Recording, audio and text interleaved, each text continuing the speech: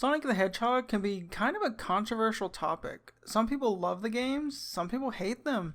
Some people love games that people hate, and some people hate the games people love. Then we have games like Sonic 06. But what I think almost everyone can agree on is that fan games are almost always amazing. And that's exactly what Sonic GT is.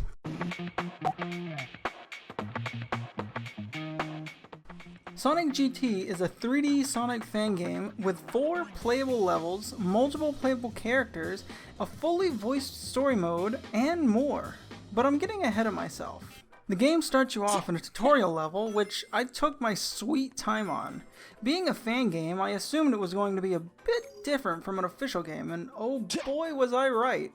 The tutorial shows you just about every single thing you can do in the game, from your basic movements to even the drop dash. But everybody knows how a tutorial works. Let's get into the first cutscene. As I said, this game has a fully voiced story mode.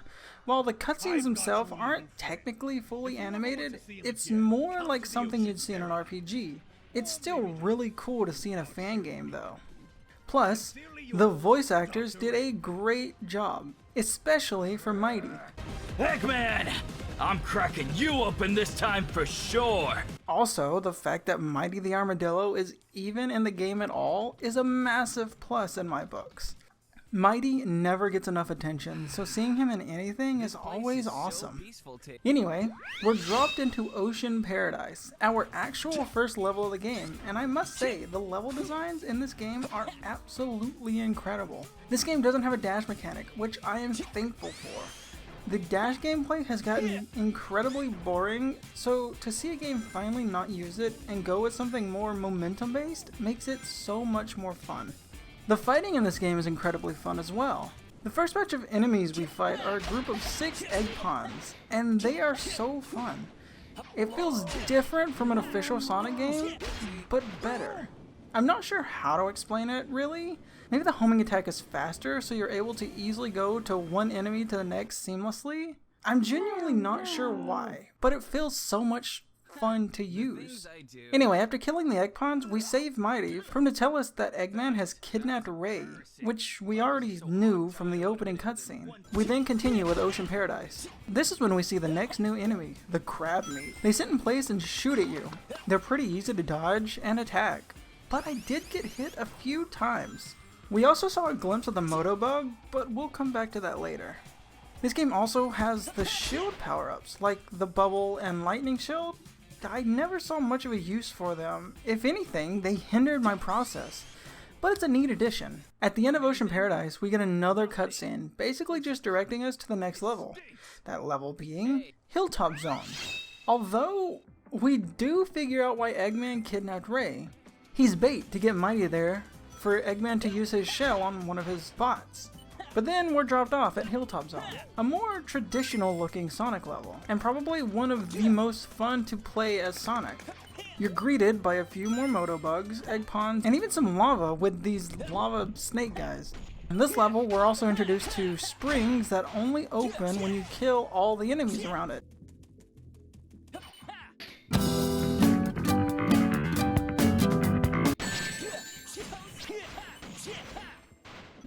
It's not hard to do. It's usually only about 3 egg pawns. In fact, I think it's always only 3 egg pawns. There's one section in this level where you're running through a bunch of trees, and it's so much fun. I wish there were more parts like this through the rest of the game. Hilltop Zone has our very first boss. It's this minor mole. And honestly, I really did not enjoy it at all. I felt that it went on far too long. But once we finally beat the boss, we get another cutscene with Eggman, and then Hilltop basically explodes. And then this is where the developer kind of lies. They say there's only 4 levels, when technically there's kind of 4.5. Welcome to Hilltop Zone, a red, fiery version of Hilltop Zone, and still technically part of Hilltop, but because of how different it looks, it feels like a new level, even though it's incredibly short. Like, can be beat in about a minute short. Out of the way.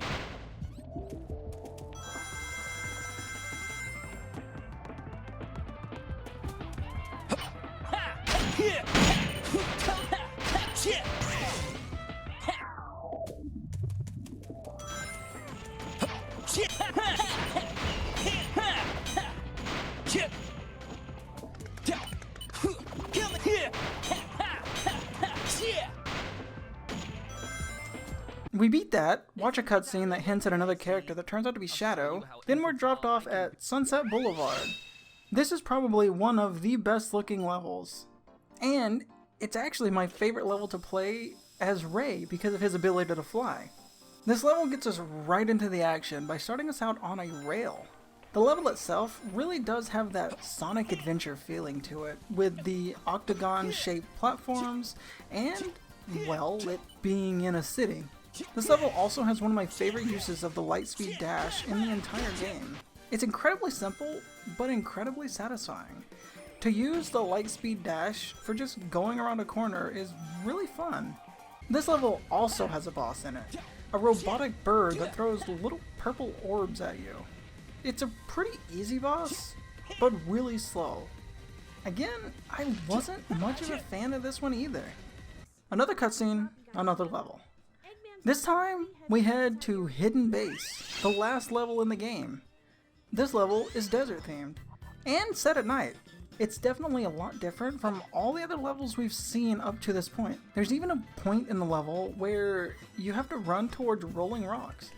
And now, let's bring up the Motobugs again. I love the way the Motobugs chase you in this game. Motobugs will run you down in this game, and can keep up with you unless you're going full speed, and I genuinely think that's the coolest thing. To be running up a slope and hear them right behind you, or see them literally right on top of you, is so cool.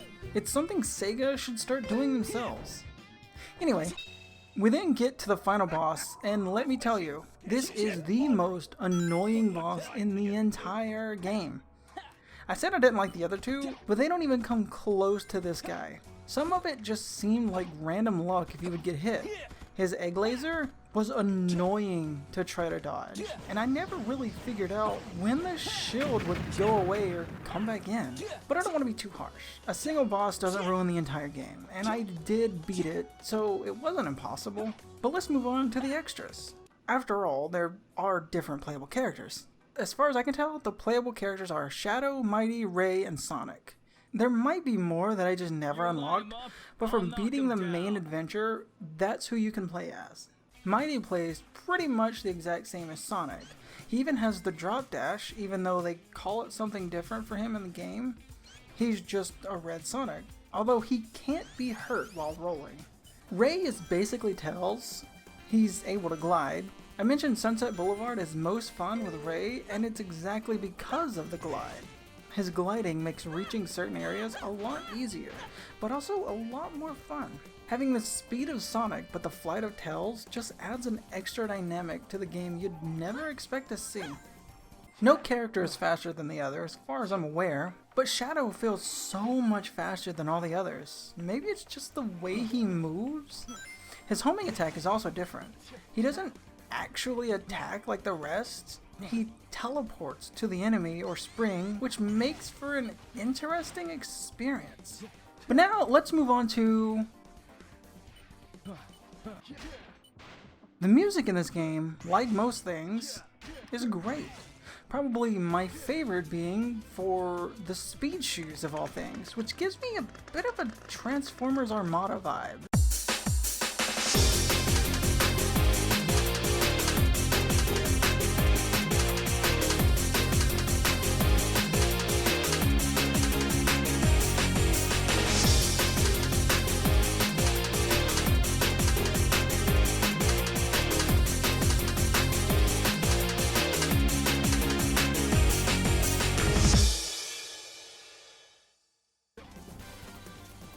But honestly, I think the entire soundtrack is great, especially Hidden Base, which gives me a Spiral vibe right at the start.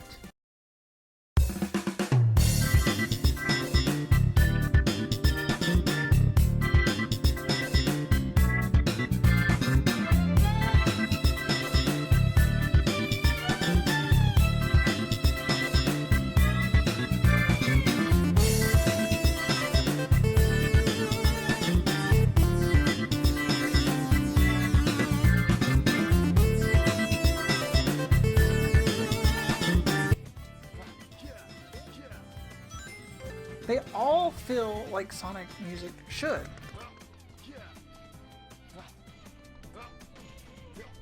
Sonic GT has a ton of great things in it. The gameplay itself is incredible, the controls feel responsive and tight, the level design was great.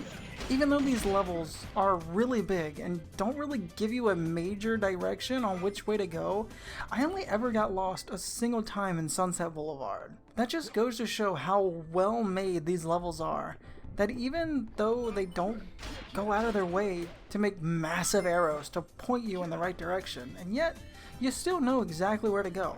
I thought having a fully voiced story was a great idea and thought the voice acting was really good, Mighty and Eggman being probably my favorite. The homing attack feels amazing. I don't know what it was, but I personally think it feels better than anything Sega has done. But with that being said, that leads us into... I really disliked all the bosses. I thought the bosses were not really all that good at all, especially the first boss on Hilltop Zone. That boss alone took me almost 5 minutes to beat. Not because it was hard, but because I could never hit it on the tracks. And it was so fast that it was hard to actually catch up with, no matter how fast I would go. I think a major factor for not being able to keep up with it was whenever you'd fall off the track, you wouldn't die, but instead just kind of float back up, and sometimes you'd get stuck under the track. This would cause the boss to get really far ahead of you, no matter how close you were at the time. The bird boss in Sunset Boulevard, while not terrible, was just another slow fight. While you could make it go fast by homing attacking the purple orbs and then jumping on top of the bird, it was incredibly difficult to do so. I only managed to do it a single time. I feel like if there was a homing attack indicator after you got to a certain height during that boss, it would be less of a drag to fight. Then we get to the final boss. As I mentioned before, it almost felt luck-based if you ever got hit. I would run around in a circle and not get hit for an entire fight. But then sometimes I would get hit multiple times. Then the shield was really weird to me. I never understood when it would come or go back in. And the egg laser felt almost unfair to dodge at times. There were a few other smaller things, like sometimes my homing attack wouldn't connect or just stop. Overall, though, I thought this game was incredible. A few bosses didn't sour the game for me because the rest of the game was an absolute blast, and I highly recommend it to anyone that enjoys Sonic.